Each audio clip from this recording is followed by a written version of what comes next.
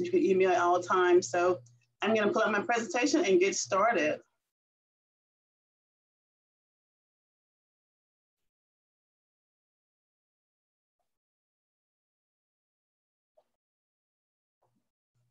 This is what we hope you to do. We want you to go get those grants after these 3 series. This is very important.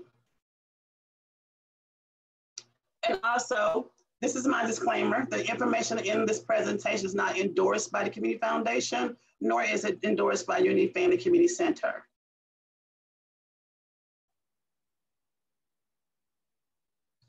David shared a little bit about who I am. Like I said, I worked for the state of Florida for 23 years. In that whole 23 years, I worked only in grant area in state departments of juvenile justice, Department of Law Enforcement. Also, I'm currently, as David said, I am the Executive Director of Unity Family Community Center. I am also a regional coach contracted with Intuitive Energies out of Indianapolis, Indiana, with the Department of Mental Health and Addictions. We provide services to look at prevention systems in dealing with substance misuse and mental health promotions. I'm also a board member of Alachua County Health and Promotion and Wellness Coalition, and also the Levy County Economic Development Council here. I'm a mentor, been a mentor for over 30 years as well, and I'm a business owner as well. Just a little bit about myself. I think you should know who's talking to you when you're presenting.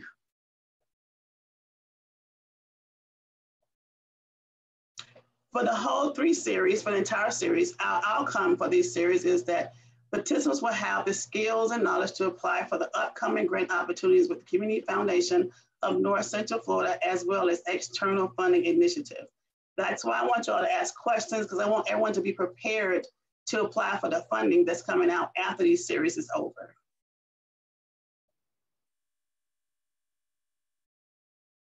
As David said, the assessment came out with a lot of people that's on the training today, or beginners or intermediate, and some are advanced. So this is tailored for everyone. I know we all experts sometimes, but I can learn something from you just as well through your questions as I'm teaching you as well.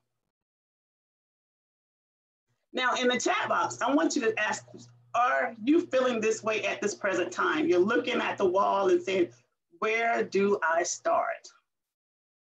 So if you're there, you see all this money out there, people telling you about grants, but I'm not sure where to start. So if you feel that way, put in the chat box, yes, no. Or how do you feel about it? Are your questions us, where do I begin? Are your questions, how do I get started? Where's the grant funding? Who do I call? How do I call? Where did I find grant funding? How did I find out applications? So let me know, let us know how you're feeling at this present time when you're looking at this wall of being a grant writer or applying for grant funding. We would like for everybody to participate. Okay, awesome.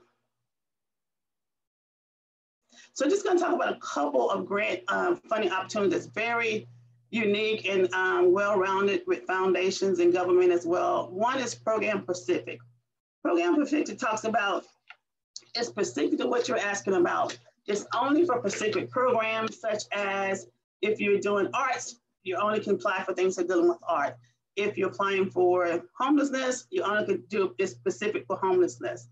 And capacity building is to strengthen your organization, such as board trainings, staff trainings, technology, communications, economic development trainings, communications, strategic planning, and board training. And the best thing about board training, Community Foundation offers this for everyone, for all board members, for anybody that's on this call. And general operation is, it's a broad, not specific, like the others are. It's broad, it helps your organization in any areas that's not dealing with Program Pacific or capacity building. You can fit those funds in anywhere your organization needs help. If you have questions, make sure you put them in the chat box.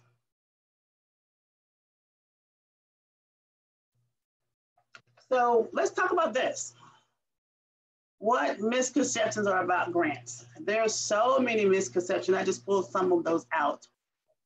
Grant funds will answer all your agency problems, misconception. Grant funds for everything, misconception. My mission and vision is not to be considered misconception. This money is free, so I don't have to be accountable for it. Why should I? It's free money, it's not costing me anything. And grant funds will keep my payroll stable. It will not. So I think a lot of people, beginners, you probably heard a lot of information about grant funding, how great it is, but please remember, you always have to be accountable for all dollars.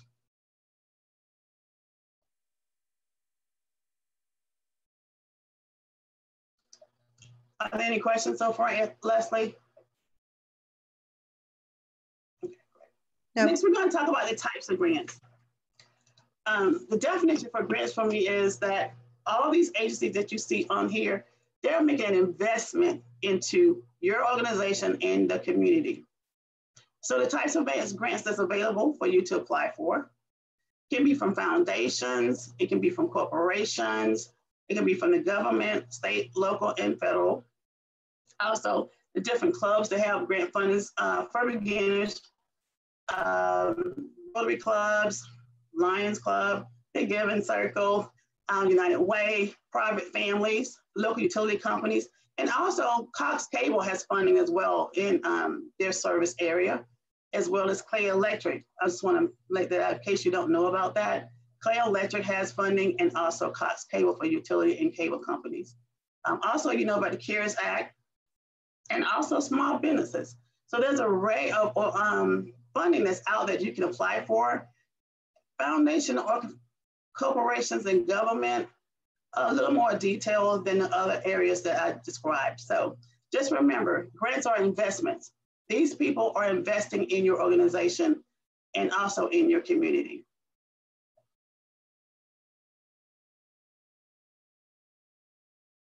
So let's talk about, are you ready to apply for grant funding? Here is a readiness checklist, and I'm just going to go through it and explain a lot of information on here. I would like to say that the first thing you need to find out, if you're an organization, what is your mission and vision statement? Those two items drive your organization. You must have a vision and mission and vision statement. Your mission statement is what you're going to do. I use the word vision is where I see my organization in the next couple of years. It's where you're going. So it's important that you develop a mission and vision statement. One clue I want to give advice to is that your mission statement doesn't have to be a paragraph. It can be 1 to 2 sentences, but just be specific of what your mission is. Secondly, for readiness, you have to be sure that you file state and federal registration. And I'm going to go through several registrations that required. I think that organizations should be able to make sure they get approval before seeking grant funds. And most of you on here have already filed your division of corporation paperwork for your nonprofit, and that's to do business in the state of Florida. Also, My Florida Marketplace is another place that you should register if you haven't already. And that is to do business with the state of Florida. And also on this registration, you can find announcements for grant funding from different state agencies. Also, another one is Department of Agriculture. Maybe some of you have already done this already, but it's a solicitation contribution that you must have in the state of Florida. If you're only going to get government funding, you don't need it, but I would move the safe side. It's best to have that registration because it is the law if you're seeking donations outside of government. And also, the Department of Financial Services. Once you file with My Florida Marketplace, you can also file your W-9 to do business in the state of Florida. It's all online, and they require you to do that as long as you register with My Florida Marketplace. Those are the state documents that I see that the registration that you should have. And also, let's talk about federal. While you're beginning this process, just do all your registrations at one time. Federal, most of you here have an EIN number, employee identification number. Most of you have already filed your 501c3 paperwork. You've already completed your 1023 application. You already have your determination letter from the IRS. Now, have you filed your DUNS number, your Duns and Bradstreet number? This is like your one approved, your approved document that you would get from Dun & Bradstreet. It's like your business credit report. It keeps credit information about your organization, your business. When you deal with the federal government, they're going to ask you the first thing about what is your DUNS number. And just precautions, it's free. You don't have to pay for it. New organizations may get things in the mail about, I can pay for your Dun & Bradstreet number for $150. It's free. So please, if you're a beginner and just starting out, just know you don't have to pay for this information. All these registrations are free. Also, we talk about systems for award management. That's a federal registration, and that's for if you want to apply for grants with the federal government, you have to set up a registration with them as well. It's on www.sams.gov, and this is necessary. You can get, to apply for federal government grants, you have to go through this system to be able to do business with the federal government. Another federal requirement is grants.gov. It's not a requirement, but if you want to apply for grants, that's where you upload your information to apply for grants on grants.gov. The best thing about grants.gov is you can get an announcement every day from the federal government. You go in, make a register, sign up, and you put in what you're interested in, and you get announcements every time a federal government have a grant announcement. You can get information for that. Also, the IRS, let's talk about them for a minute. I've known some organizations, I have the annual IRS 990 here on the form, but please go back and check and see if your nonprofit is active. There are many organizations that don't know that they have to file the 990 that just started out, maybe 3 to 5 years, they've been operational with no funding, and they don't know they should file that. Go back every year and check your system. Check the system, make sure your nonprofit is active. I've ran across organizations who nonprofits were revoked and they didn't know it. So I thought that was a good thing to talk about, is to always go and check and see your organization is active with RF if you receive your termination letter as of today. Also, let's talk about your organization. I think David said there was a couple people here that was new to the organizations. You should know your organization history, when it started, write it down, keep it in a safe place, keep it updated on a regular basis, because you're gonna need all this information about your organization so that once you meet someone, you can talk about your organization clearly and where you started and where you are now to show the progress of your organization. With program planning, readiness, we're getting ready to write grants. With program planning, that's telling us you found an idea, you found a problem, and now you decide you're gonna plan a program for your idea and the problem. That is one thing that we're gonna talk about later on in the other slides, that how you do your program planning. Also, to be ready, physical controls. That says, what accounting system are you using to track your dollars? You must have an accounting system in place, because your funders want to know, how are you going to manage and track their funds? That's very critical. I would suggest not using Excel. I would suggest using this inexpensive QuickBooks software or inexpensive software that you can use, because that's very important to you to have your fiscal controls in place before applying for grant funds. To be ready again, you must have partnerships. In the 80s and early 80s, you can do an application alone. I remember those days, but now you have to have partners in every application you actually put together. It's critical that you find partners that will work with you. It's critical that you identify those partners. Let those partners know your ideas and what your problems are, and identifying partners that will help you to be successful.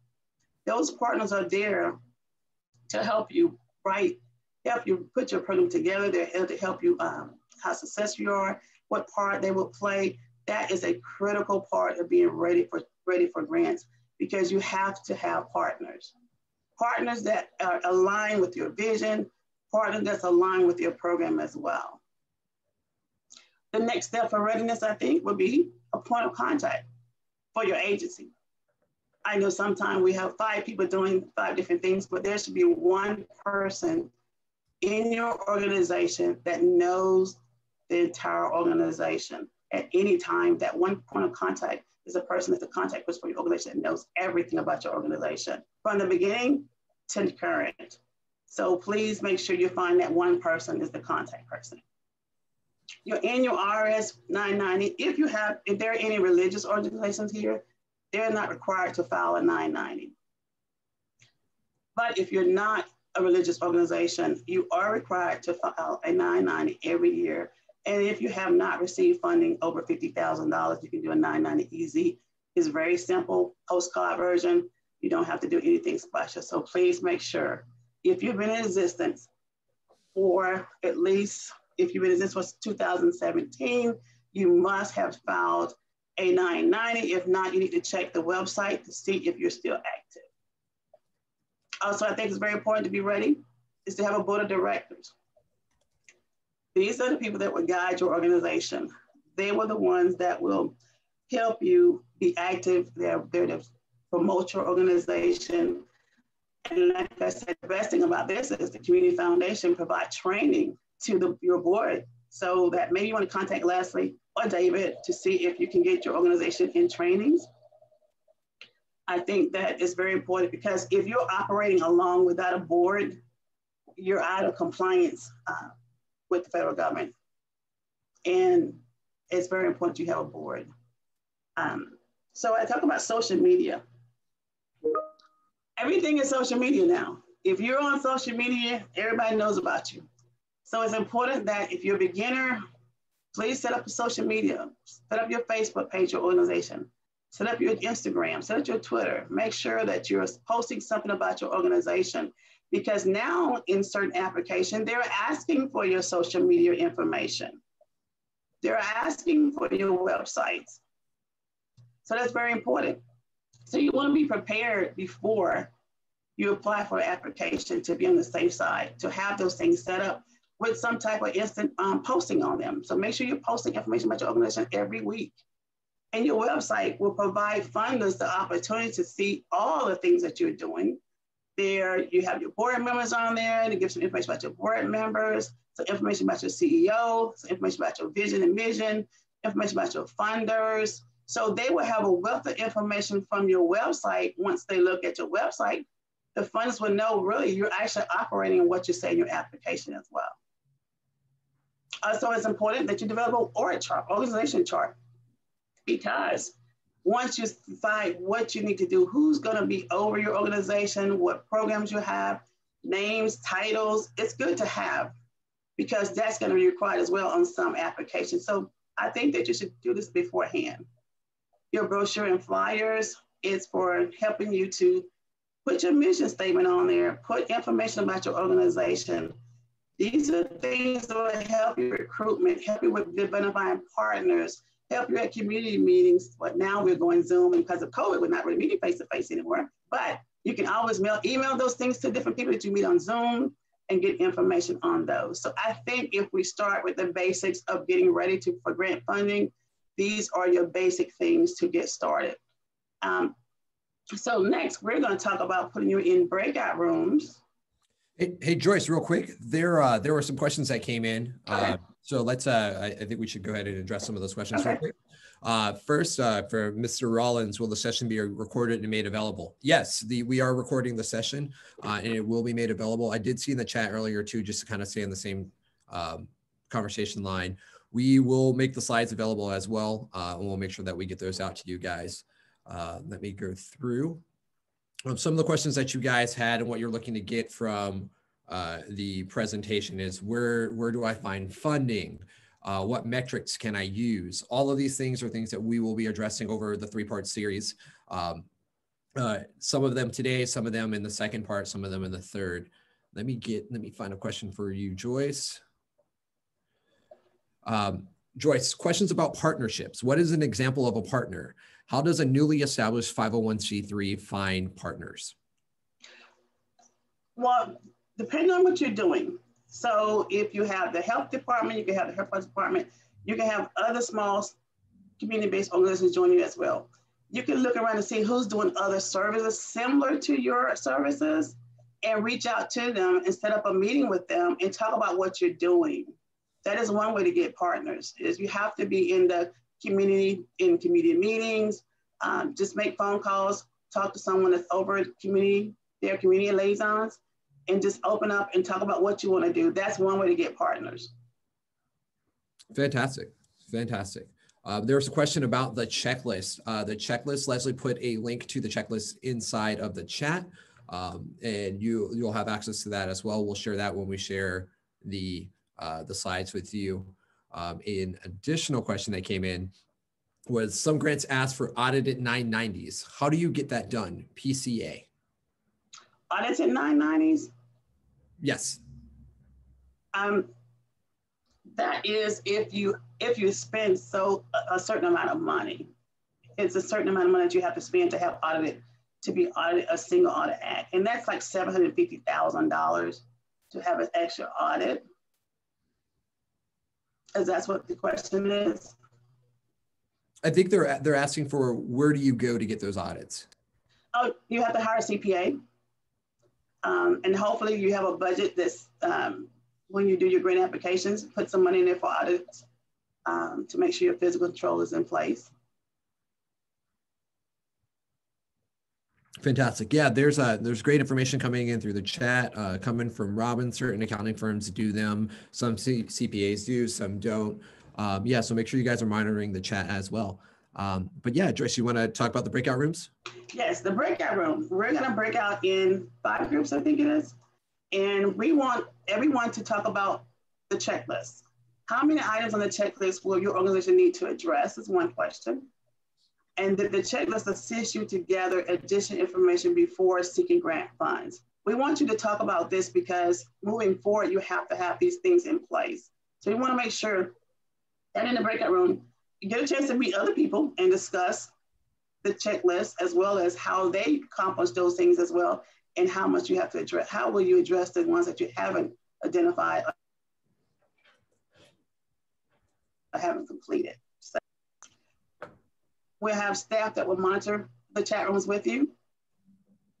Yes, Joyce. So we are breaking out into the breakout rooms. There are 7. Some of you will get an alert. So when you get that alert, please join the room.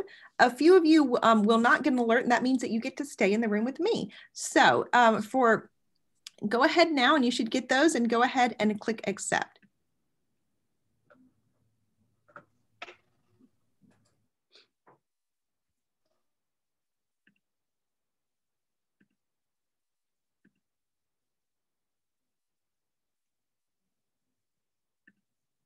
Okay. Have everybody accepted?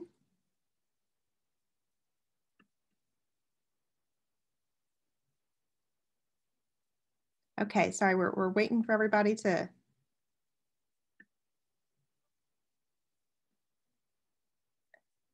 All right, hold on for a second. We're waiting for everybody to leave. We're in the main room here, so.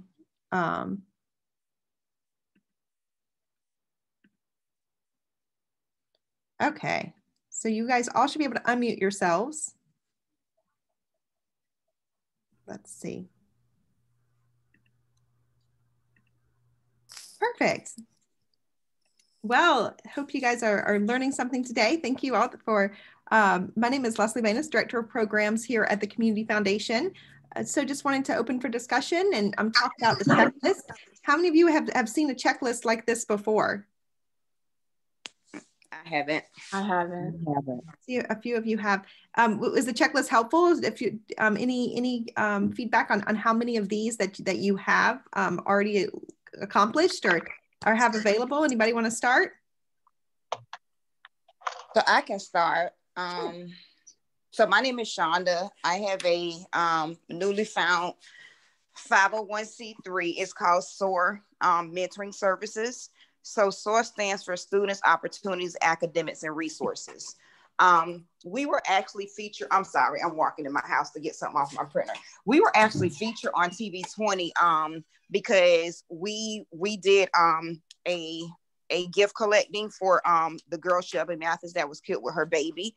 And then we also did a holiday food and blanket drive. So I was fortunate enough to be able to meet with David on the phone to collaborate with him. And he was very helpful and very resourceful. A lot of stuff that I already had put in place, but a lot of stuff I did not have in place. Which one of them was to register with the state of Florida in order to accept donations and sponsorships. Like if I had not spoke with him, I would have never knew that I had to register with the state of Florida in order to legally accept money for the nonprofit 501c3. That's so great. Like the mission statement, the vision statement, because I have a master's degree in business. So a lot of this stuff I was kind of familiar with, but then the stuff on the backhand side, like all of the registrations, I was not familiar with. And it's very important to be able to link up and network with people so they can, give us the information that we're not familiar with. That's great. Thank you for sharing. And anyone else? Yes, I'm Johnny Harrison. Can you hear me? Yes. Yes. Okay. Now, those are the kind of things that I do for my living. I set up people's business. I go both nonprofit, for-profit, all kind of corporations. And I also keep them up to date. And then what she's talking about, I also the charitable organization navigator. So I can work with people that do that, need that kind of help. Great. Okay. Thank you for sharing. Anyone else for this checklist? What do you feel like maybe the one thing you really need to work on in order to develop your checklist? My checklist is very, very short, but I do need to know how to do the audit and the budget and work on that. How to get it together. Great. I can go. With the organization I'm with, I'm just a volunteer, so I'm just kind of here to learn and like take in information. But I know that they're kind of like set up, but I think that reaching out to the community, like with brochures, flyers, social media, like she's saying, I feel like we could really work on. So I feel like that's definitely something that we could do, is reaching out, getting our name out, and getting as many like volunteers and partners and all that as well. That's great. So I have a question. I'm sorry. Go ahead. with the brochures and the flyers. So like I have a for-profit business as well. So I do have brochures and flyers for my for-profit business. But like the the 501c3, like what should be included in the brochures and the flyers? Because like I do have a website. And on my website, it lists all of my personal information as the founder and the president. And I think it does have my board of directors on my website, but like, so the stuff on my website, would I match that with the brochure and the flyers? Or like, is it ever too much information that you could put on a brochure or a flyer? Because I know sometimes I pick up a brochure or flyer, or I'm given a brochure or flyer and I just look at it and it's just bombarded with information. I just throw it away because it's too much stuff on it.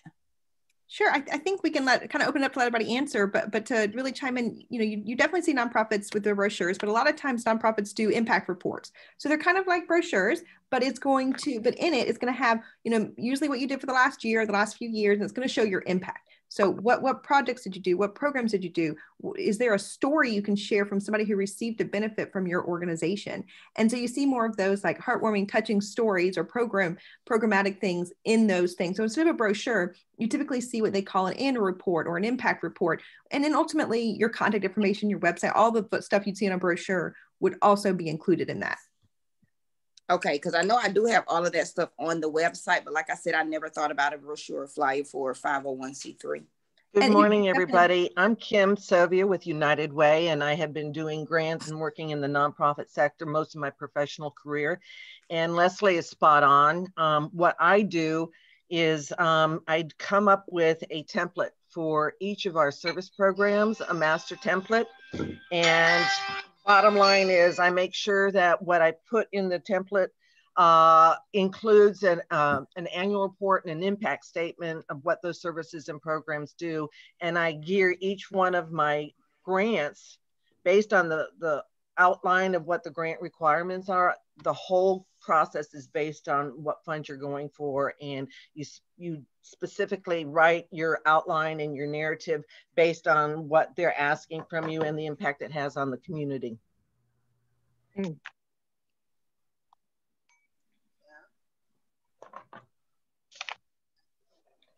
That's great.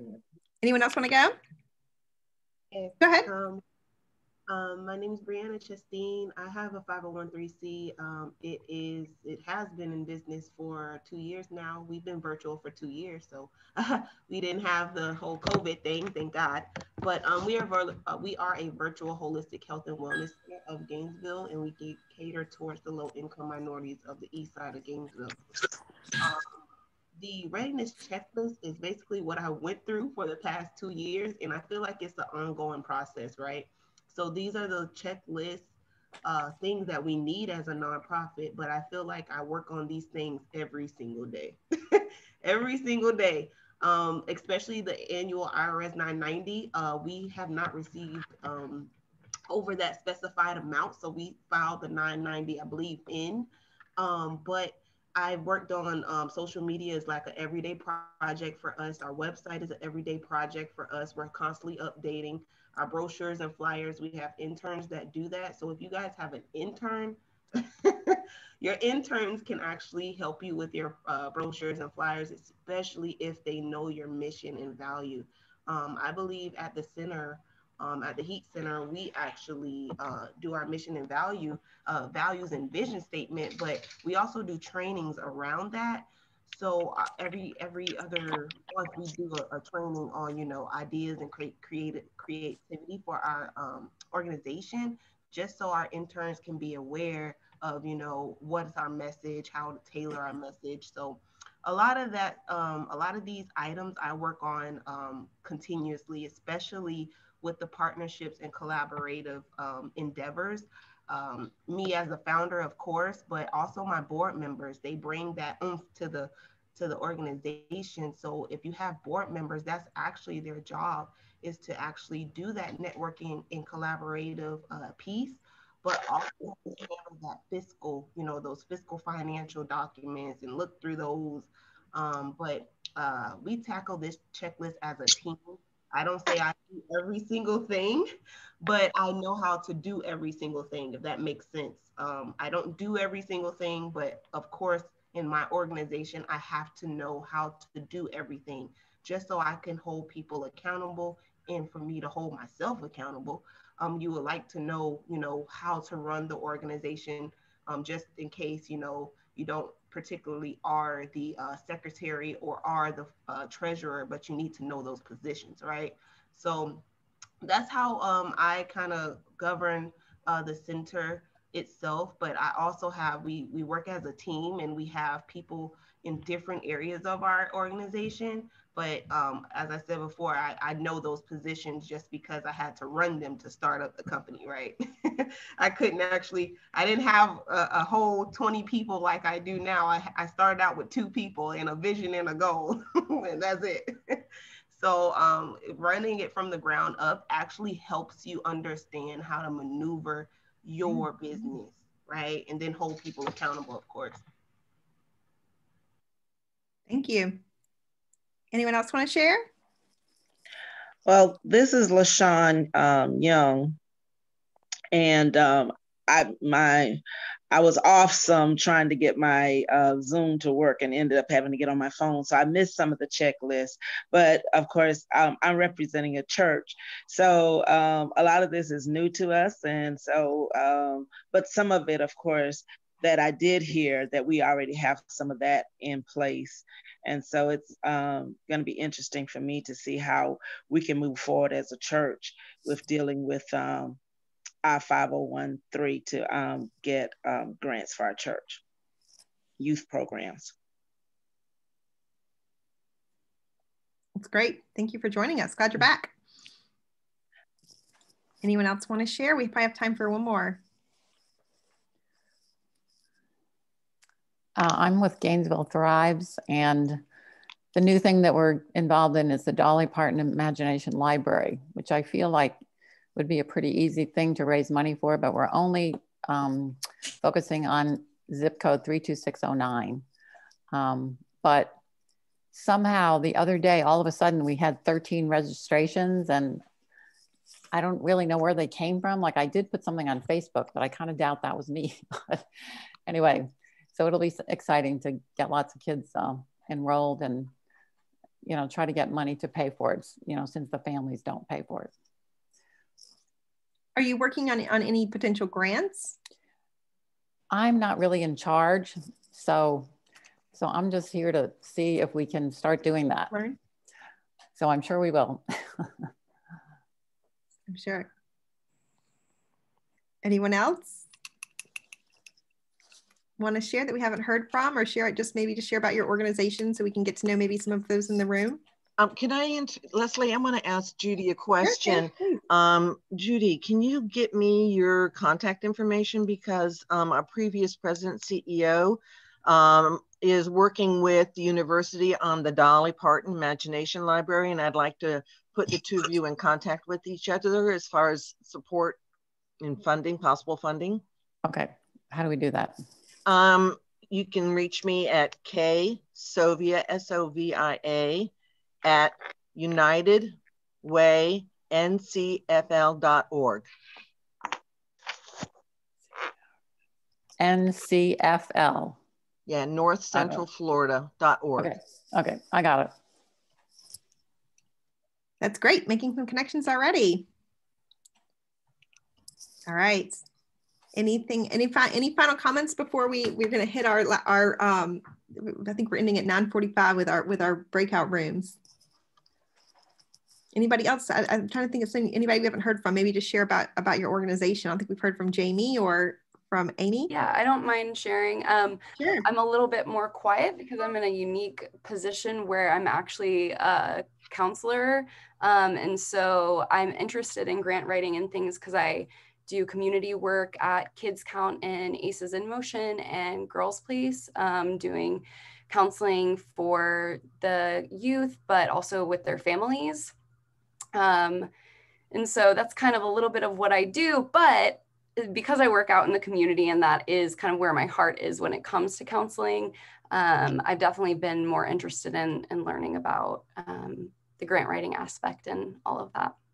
Well, thank you for sharing. I think that we're getting people back into the room now. So we will wait while we close these breakout rooms. We have about 30 seconds before everybody will pop back in here. Welcome back.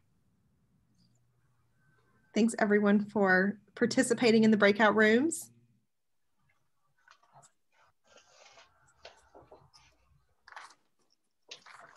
They are all popping back in. They'll all get forced back in about 5 seconds. Thanks everyone. Thank you.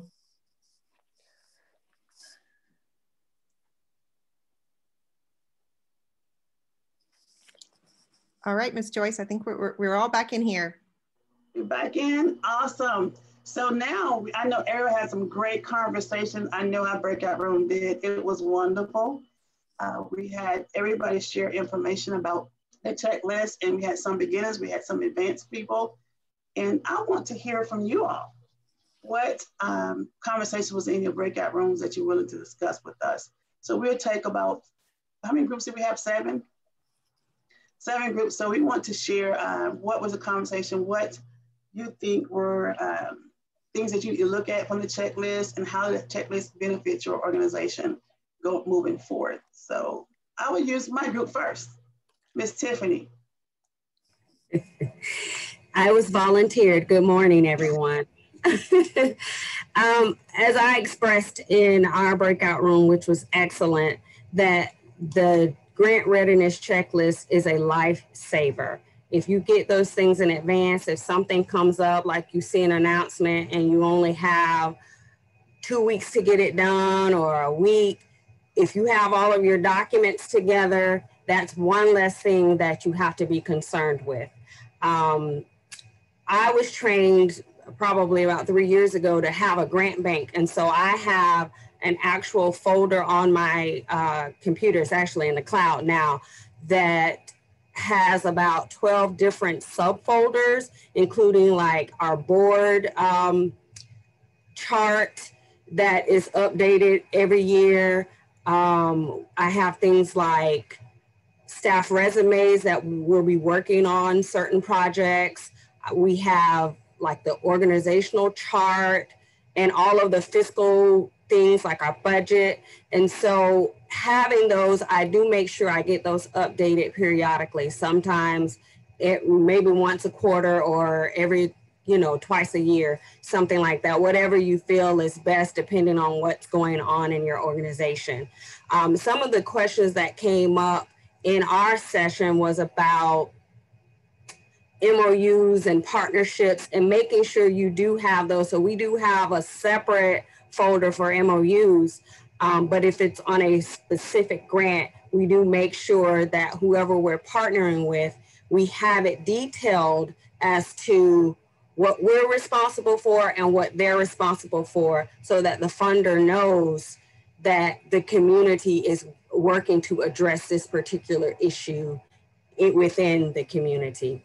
And then things about social media, making sure that you are keeping that up to date, keeping the world informed as to what you are doing at your agency, whether it's events or partnerships, you're doing food giveaways, you're doing blood drives, whatever the case may be, keeping those up to date and at least having Facebook and Twitter, and I think Ms. Joyce said Instagram, which I'm working on that myself, and an updated website if that's within your budget. That's all I have. Is that good, Ms. Joyce? Yes, you did great. Thank you. Leslie, you want to choose somebody from your area? Sure. We talked a lot about the importance of marketing and knowing all areas. So I might put Ms. Mays on the spot if you want to talk about what we discussed on marketing and brochures and impact reports. Where's Ms. Mays? I'm here. So basically, I'm Shonda. So I have a newly found 501c3, which is called SOAR Mentoring Services. And the purpose of SOAR Mentoring Service is to target and mentor disadvantaged, troubled youth. We want to start on the east side of Gainesville and then work our way to the greater side of Gainesville as the organization grows. So my question was about brochures and flyers. So I do have the website, I do have the social media, but I do not have any. I do have business cards, of course, with all the information, but I don't have any brochures and flyers. So my question was, like, for a nonprofit 501c3, what should we include in a brochure or flyer to make it interesting and engaging? Because I know sometimes we get brochures and flyers that has too much information and we just throw it to the side, like we don't even pay attention to it or we don't read it. So there was a lot of very helpful information as far as what should be in a brochure or flyer, what not should be in a brochure or flyer. We also talked about the list to see where each one in our breakout room was on that list. And like I explained to her, I have a master's in business administration, so I do help people, do start a business and everything. But it was very resourceful for me to network with the community agency, because it was a lot of stuff on the backside that I did not know about or I was not aware of, even as far as filing with the state of Florida to be able to solicit to receive sponsorship and grants and partnership. Thank you. David, your group?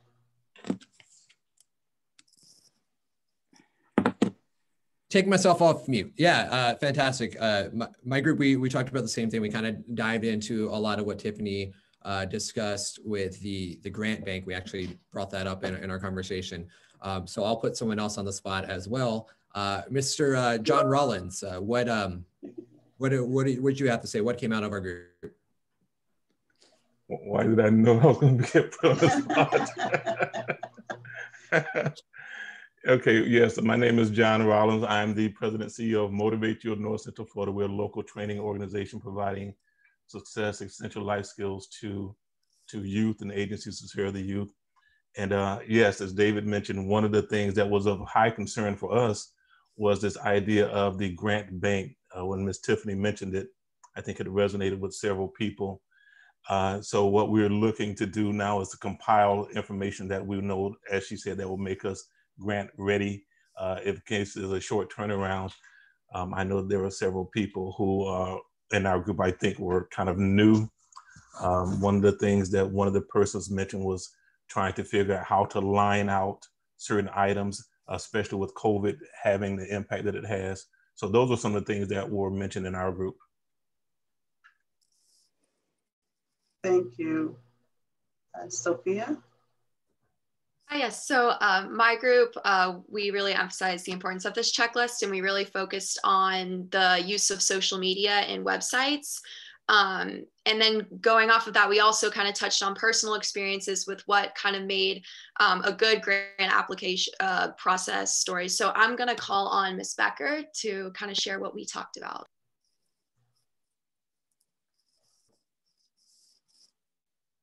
And I think you're on mute.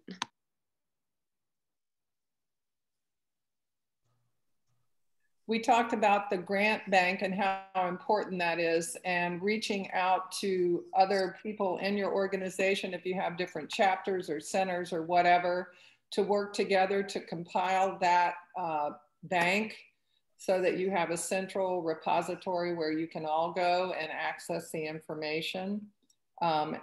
We talked about the importance of, when you're working on a grant, actually, if you want to be successful, answer the question that they ask. Don't give superfluous information. Be concise and direct with your answers, because lots of grant proposals are coming in. People are reading a lot of them. And so the more clear and concise you can be, the more successful you will be. We talked about social media and targeting your audience, making sure that, you may not have Twitter, Instagram, and Facebook, and you may not have the capacity to develop all of those platforms. If not, pick the platform that best suits your needs, maybe best interfaces with your donors or whatever. And also to not try to do it all yourself. Reach out to people in your organization that love social media. You can give them the content, but they can do the posting and sort of report back to you. So maximize your resources and reduce the stress on you. Awesome. Awesome. Did Nancy have a group? Yes, I had a fantastic group. Lots of good ideas. And I am going to call on Miss Angela Howard, who is coming up on her 2-year anniversary of being in Gainesville, and ask her to talk about what we discussed. Yes, in our group, we were honed in on speaking a little bit more about partnerships and what does that look like, and the variety of type of partnerships, whether it's a partnership to write grants together, whether it's a partnership of a relationship base where you share materials, resources, help each other when you need help most, or if it looks like a rental in your facility, what the various types of partnerships that you can have in this process. And we also talked about fiscal controls. If you are a volunteer-based organization, that could take a lot from you if you're hiring someone outside to take care of your fiscal controls. And so what does it look like? And it was shared getting a great bookkeeper that can take care of all that for you, that everything's prepared to go when you just send it to the auditors. Spoke a little bit about shared services in that aspect. And also looking at board of directors, do you have that on your board? So if you know you need fiscal controls, do you have someone on your board, whether they're a CFO, whether someone who is financially inclined to understand what the needs are for your organization? So that's kind of just like a broad perspective of what we tapped into looking at partnerships and physical controls with the board of directors as it relates to the checklist. Thank you. And Ms. Barcella have a group as well? I did. Our group was also fantastic, and we actually spent a great deal of time kind of getting to know one another and sharing what our organizations, the work that we do, and we really spent a good deal of time. We talked about partnerships and who in the group has gone through the process with a partner. We did have one question, Joyce. Will we be able to provide a written list of the places where you should be registered? Sure. There was some audio there, so I shared with the group that we would make sure we got that out to them. Okay. So we talked about partnerships, and then we talked about the process. And so I'm going to call on Shireen, because she was the one to share what the process recently of applying for the grant was like. So Shireen. Hi, good morning, everyone. My name is Shireen Baptiste, and I'm president and co-founder of Dream on Purpose, which is an empowerment organization for girls between the ages of 11 and 18. So Barzella did ask if anyone had recently experienced success applying for and receiving a grant. And so I was so happy and blessed and privileged to be able to say that Dream on Purpose did recently receive a grant last year from the Women's Giving Circle. And I actually was able to talk about how that process was a little bit different due to COVID. And so usually, the process is paper or, online, where you have to complete an application and you have to provide all of these documentations of, what you plan to do with the funds, your budget, and so forth. But because of COVID, the Women's Giving Circle, they adapted to that environment, and they requested, or they went along to see who submitted videos, which nonprofits submitted videos of their needs. And so that was definitely something that the Community Foundation of North Central Florida facilitated for the nonprofits at the time, which I'm so grateful for. So after viewing our video and our needs, they were able to identify with our organization, and they were able to see that there was a need that we had that they could fulfill. So I did share with her that I'm hoping that they maintain consider maintaining video submissions as a way of applying in the future. I thought it was great. It was different from other organizations, and I'm looking forward to see, what comes of 2021. Awesome. I think I'm missing one person. Yes. Jessica. Hi. So our group really was talking about the 90 and applying for grants when you're a new organization. And so I think I'm gonna call on Carla Miles. So yeah, our group we were able to talk about some real life experiences that we were going through with the 990. We found out that some of those experiences included funders. I know Joyce had talked earlier about having a certain operational budget to have to do the audit, but funders are asking for newer organizations with way smaller budgets to actually have these reviews. And then it was shared with us about the process for calling in, which is something that I didn't consider, calling into the funder and seeing if they accept something different, because there could be some issues, as we found out in our story, with a smaller organization making under $50,000. Actually doing that audit may cause you some other issues that you're not prepared to deal with without a CPA or an accountant. So without an accountant. And then we talked a little bit about some of the challenges of some of the grants as far as the administration piece when it comes to the list. And the list is amazing. I wish I had that when I first started. That would have been very beneficial. I wouldn't have been running around. I finally got it all done, but it took a lot, and took a lot of partnership and people coming in telling me what I was missing. And so we talked about the challenge that a lot of our organizations have. We need the grants to build a capacity, but we need that, to build a capacity to do the list. But then we need the list to get the grant. And so it's kind of a catch-22 for the younger organizations. And we were assured by Jessica that we're going to navigate through some of that as we do these workshops and kind of listen and learn. But it did come up as concerns with our group. How do we mitigate that and be able to compete for some of the grants? Yes. Thank you all. I enjoy the conversation. I enjoy learning from you all as well. We're going to continue our presentation because we have 30 more minutes. Hey, real quick, Joyce, some things have come up in the chat, and we just wanted to address those real quick. If you guys, as everyone we're in this conversation. Obviously, there are a lot of great organizations that are on here. Lots of great networking. Not being in the room kind of takes away from that, all of us being in the same place. So if you are interested in sharing your contact information with other individuals that are on this call to make connections, please feel free to share your name and your email address inside the chat. That way you can connect.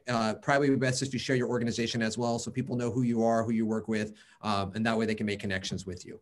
A question that came up for you, Joyce, directly was, if you are grant writing for a project or program that is under a nonprofit, do you focus only on the project needs in the grant application, or do you need to include information related to the nonprofit as well?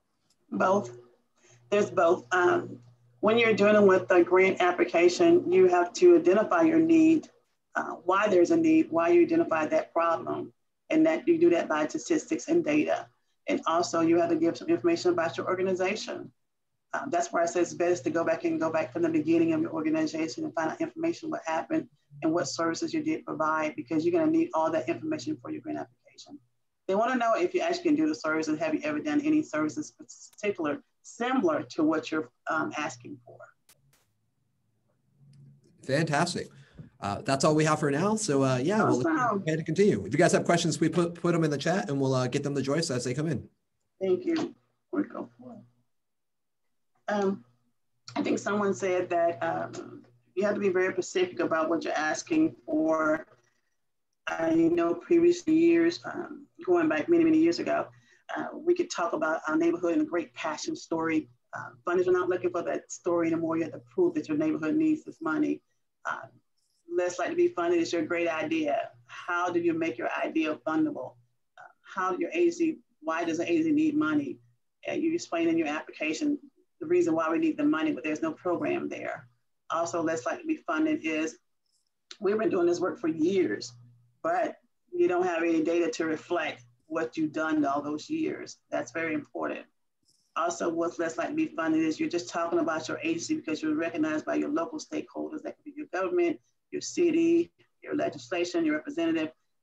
That won't get funded. You're just talking about the special things that you've got. Something that's less likely to be funded is that your agency has partnered with the local government, but you're not saying what did you do with your local government? What impact did you have with your local government? And also, we love to talk about acknowledgments. You'd be talking in application, your history. You just talk about what a certificate you received from your local government of acknowledgement in your city or county. They want more. And those can be critical points that you can lose if you don't be specific about all these things. All these things can get funded. It will help your organization, but it's the way that it's written. So think about those when you look at the presentation and writing your grants as well. Some advantages of grant funding, like Mrs. Lady with the Dream Corporation organization. I applaud you for receiving your funding. And also the advantage of grant funds, it addresses problems. That's why those funders invest in your community. They want to address the problems in your community. And it's a benefit for the community, grant funds are. It gives you visibility in your organization to the community because you're solving a problem in the community. One thing it does really do is increase your organization revenue. It also increases your staffing capacity, that you have more people to help you now to do a specific project. And it also increases your capacity.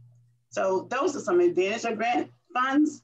We will talk about the challenges of grant funds later.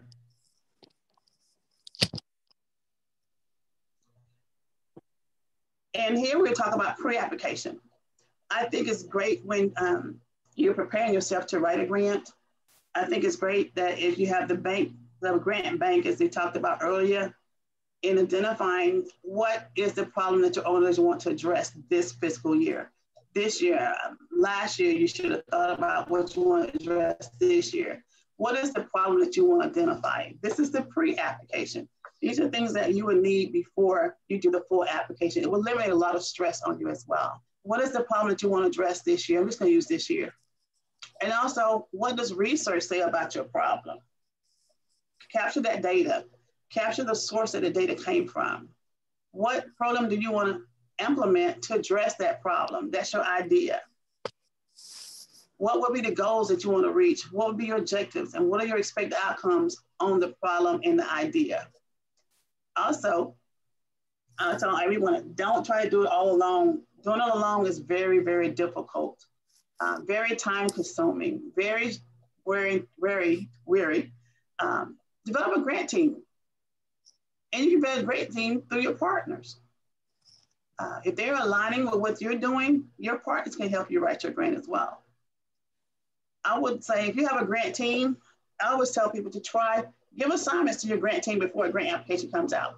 Then you'll know whether your grant team is very capable of timelines, assignments, having them done within a time period. Beforehand, for your idea and your problem, we talk about partnerships. Make sure you identify partners that will help you be successful when you write your grant application. Explain what they'll be doing. So if you get these partnerships before you look for funding and look to put a grant application together, you'll have an easy flow when you get ready to write your grant application. When you do your program, do an estimated budget. How many staff do you think you need to implement this program? Will we be traveling across Gainesville? Will we be traveling across cities? Will we need office supplies? Will we need equipment? Will I have to contract out some of my services? Those are things you need to look at and do an estimated budget on those. Will I have a bookkeeper? Will I have accounting services?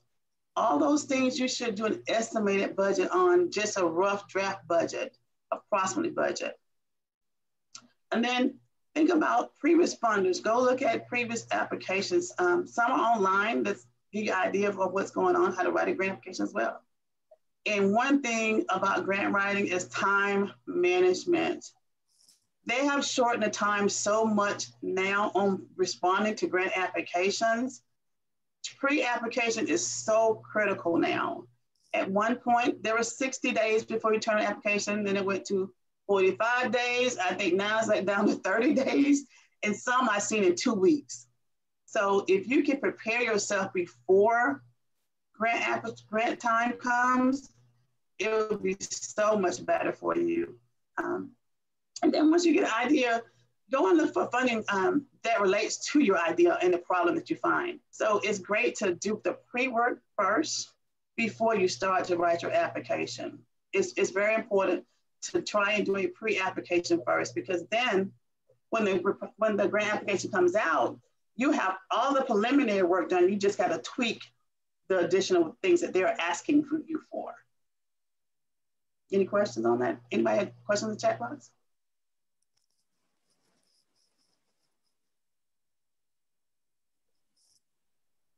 I believe we are good to go, Joyce. Okay, great.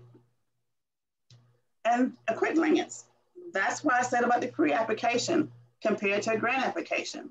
Similarities to what you're doing up front and when a grant application comes out. Problem, identifying your grant application, your problem statement. That's where you talk about your problem. That's where you put your data. That's where you say why you need this program.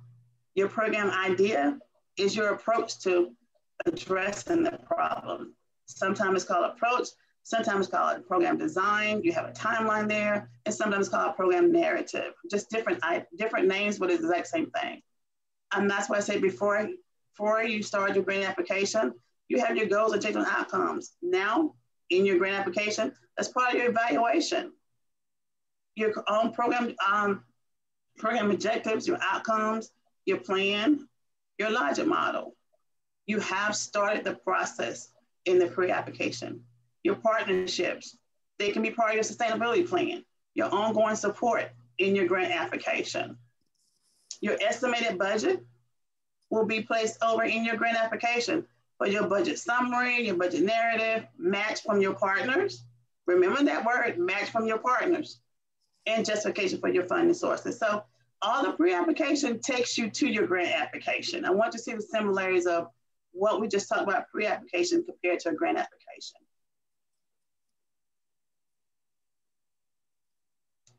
There are some challenges to the grant. If you're new to grant funding, there are reporting requirements.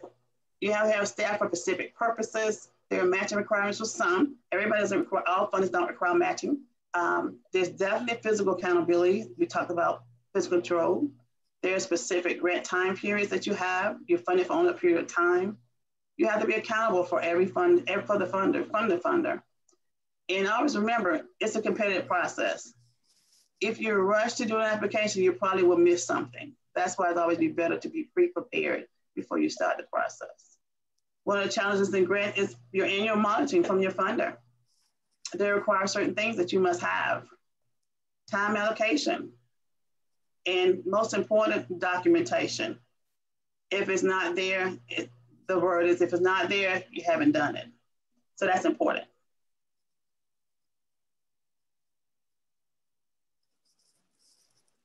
So one of my quotes says, there is no powerful change greater than a community discovering what it cares about. So you're here today because you care about your community, and you're here to learn how to impact your community.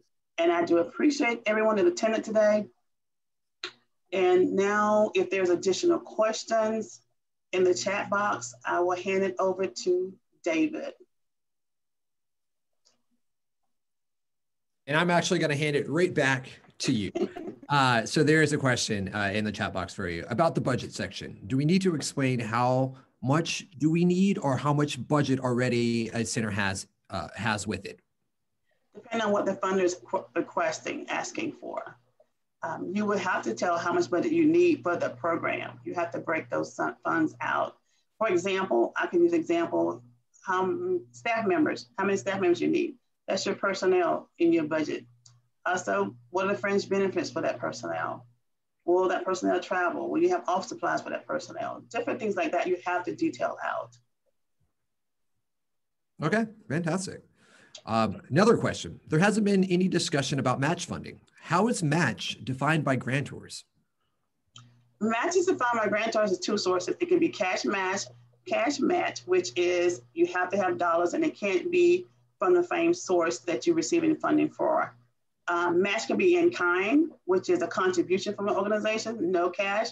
Match can be considered as volunteer hours. You would go on, I use independent.org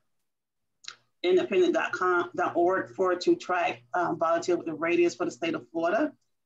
You can use space for match. Your partners will identify how much that match will be contributed to your organization. That could be match. You can use computers. There's several things that you can use for match. Like I said, all funders don't require a match. If you're using capital, I've seen some instances, they require cash match and not in-kind match. In-kind match is much better. It's easier to contribute to your organization through your partners. Now, Joyce, you mentioned independent, and there was a question in there. That's where you're tracking your volunteer hours or the rate. What was the name of that website again? Don't quote me on it. I'll make sure I have the right email address. I'll make sure I have it. I think it's independent.org. Okay. And then what we'll do is Google volunteer hours and it will come up. Volunteer rates for the state of Florida for 2021. It will come up in Google. Fantastic. All right, there was a question about the slides being provided. Well, yeah, we will make sure that the slides are provided to you guys as along with a link to the recording of this first webinar. Joyce, question, what is your success rate? When should we feel discouraged? Don't ever get discouraged. We have problems to solve. My success rate is approximately 85%. I pre-plan a lot. I am a reviewer. I didn't say that on thing. I am a federal reviewer with the federal government.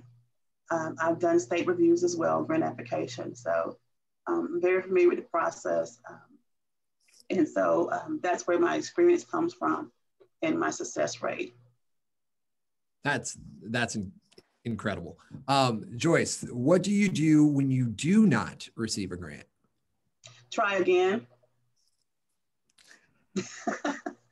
I never stop. I never stop applying. That's why I say don't get discouraged. Try as many as you can in one fiscal year. Do 3 or 4.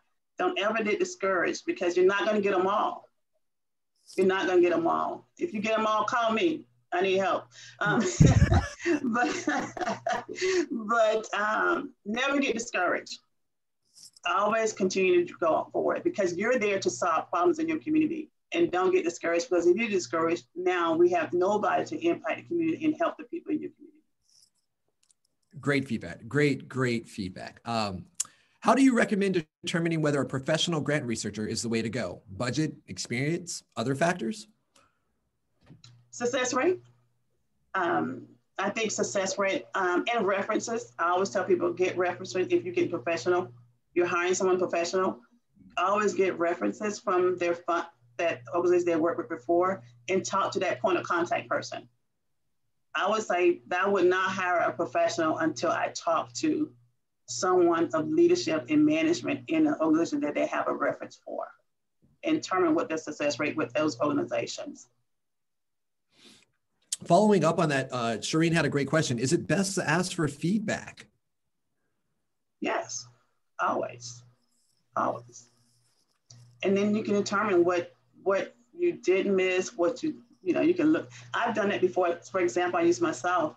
I didn't get a federal grant that I applied for. And once I got my comments, I was like, oh my God, I knew what I missed. It just came to me that I knew what I missed. So I always ask for feedback. It helps you grow. Fantastic. So there's a question for asking if we will share the list of all the places that you should be registered. Yeah, we're going to work with Joyce on compiling that list. And when we send out the slides and the link to the recording, we'll make sure we include that too, along with the checklist that has been shared in the chat as well.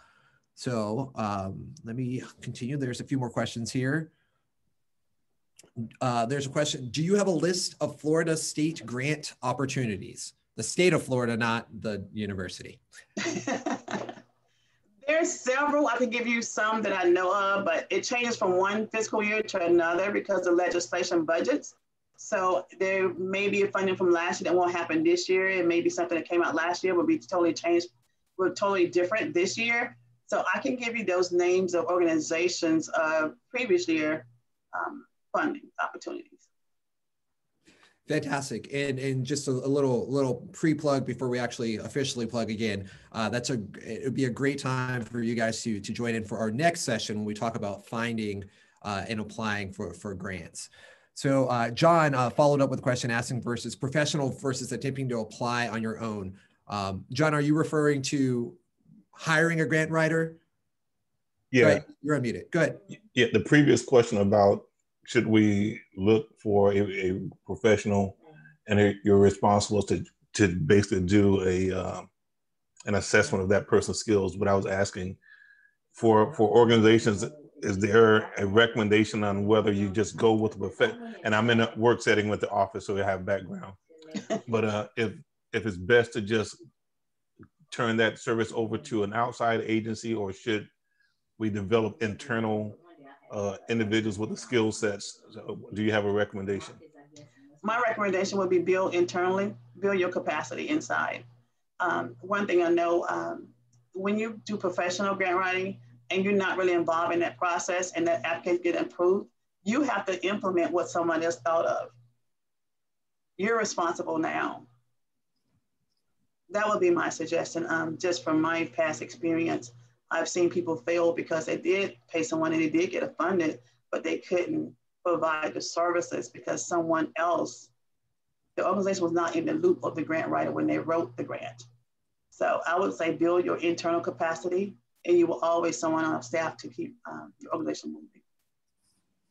Fantastic. Thank you. We have three more questions here. We'll try to get through.